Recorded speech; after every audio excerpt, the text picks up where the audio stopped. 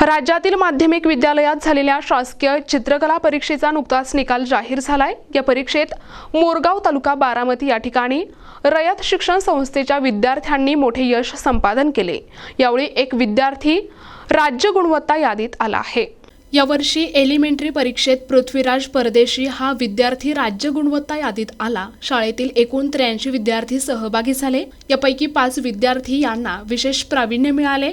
विद्यार्थ्यांच्या या यशामुळे शाळेचे नाव राज्यभर उज्ज्वल झाले असून रयत शिक्षण संस्थेच्या येथील शैक्षणिक संकुलात ग्रामस्थांच्या वतीने नावलौकिक मिळवलेल्या मुलांचा सन्मान करण्यात आलाय।